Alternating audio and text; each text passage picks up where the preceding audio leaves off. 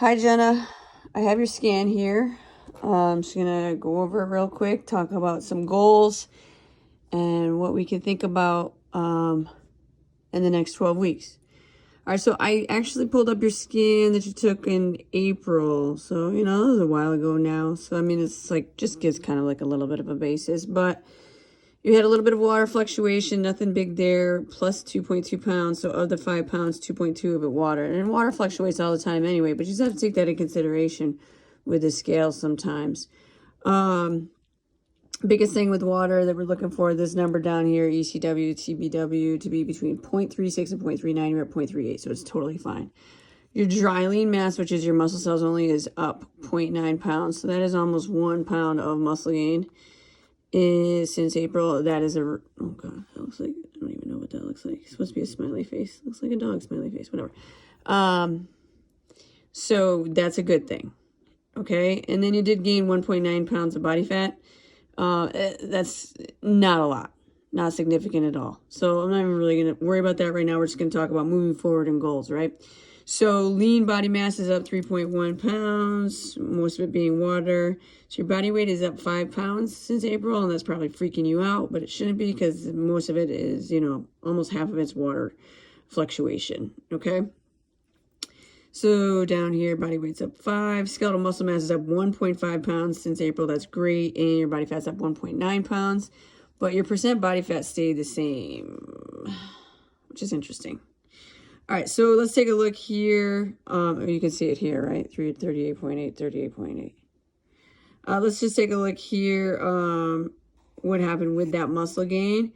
So your upper body is where you gained the muscle and the strength. You gained in your right arm 4.6% ability to support your body weight. We want this number, lower number here as a percent, to be above 100. So you gain 4.6%. That's great. Left arm, you gain 6.1% ability to support your body weight, which is significant. Your core, you gain 3%, and that is a significant gain in your core. Your legs decrease strength, though. We don't love this, especially because these numbers are dipping close to 100. Right? So we want these to be over 100%, which they are, able to support your body weight, but you lost 1.5% ability to support your body weight with your right leg, and you lost 2.9% ability to support your body weight with your left leg. That's like a loss that I don't love at all. Okay, just back up here. You do have a lot of muscle for your gender and your height. You have about 122%, 122nd percentile, which is great. If you take a look at these, I'm sure somebody went over it, but this arrow here, it would be below average for your gender and height. This dash here is average for your gender and height. And then this arrow here is above average for your gender and height. Now, if you notice here, you have a C shape. Okay, so the goal would be to get this C shape to be less and less and less and less of a C until it's eventually an I, and then maybe it turns into a D. How does that happen? Decrease in weight in the form of body fat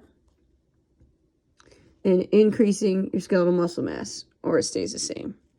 Ideally, though, we'd like to see it increase, especially in the lower body. Okay? Skeletal muscle mass is your bones and muscles together. So if you notice over here, the scan is recommending that you lose 44.3 pounds of body fat. All right? You currently have 83.9. My goal for you, this is plus 1.1 since April, so that's not that bad at all. My goal for you is for you to lose 20 pounds of this in the next 12 weeks. About 1.5 pounds of body fat a week.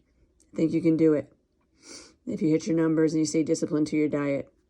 So what would that mean? This 83.9 would be down to 63.9 pounds, 64 pounds, right?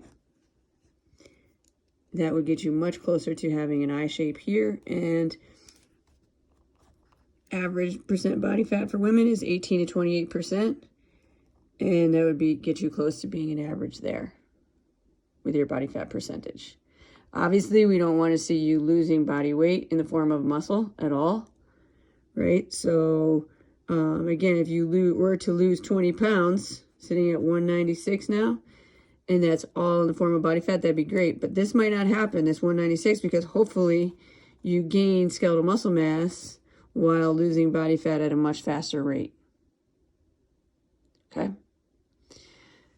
So just in terms of what happened to your body fat since April, you gained half a pound of body fat on each arm, you gained 2 pounds on your trunk, and you gained half a pound on each leg. And your visceral fat levels went up 1 level. So if we lose body fat, we'll see that visceral fat levels go down. 10 and below is considered healthy.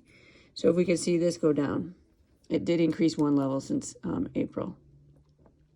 So blah, blah, blah, blah, blah, blah, blah. So all that stuff. Here's your numbers. I know I just sent them to you. 122 carbs, 177 protein grams a day, and 54 grams of fat. That puts you at 1684 calories. Your basal metabolic rate is 1666. It's like the devil. So you're right around that, okay? If you consume this number, 1684, if you consume that number and you work out on top of it, there's no way that you're going to not lose weight. But you have to consume that number, and you have to get this protein number in order to increase your muscle. Just added this to your app as well. You'll see it on your dash. Your MyFitnessPal will link to that. So whenever you log in your MyFitnessPal, it'll show up there every day. So I'll see that. Oh wait, you have tomorrow. Look at you.